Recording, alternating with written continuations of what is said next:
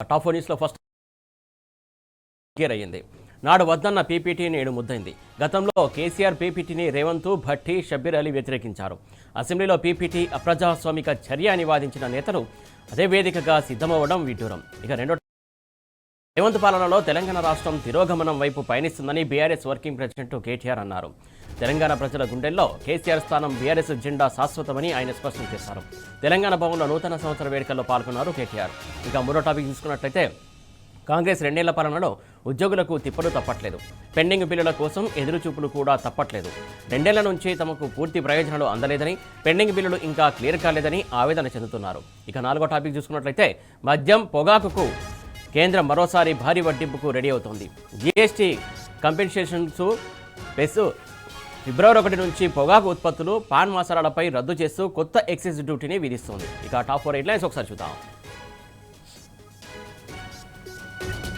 పీపీటీపై reverse gear, నాడు వద్దన్న నోళ్లే ఇప్పుడు ముద్దంటున్నాయా?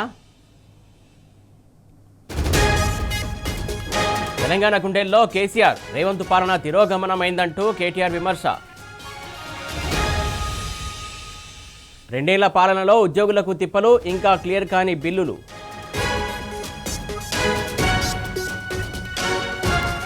మద్యం, పొగాకు ఉత్పత్తులపై భారీ వడ్డన, ఫిబ్రవరి 1 నుంచి కొత్త ధరలు.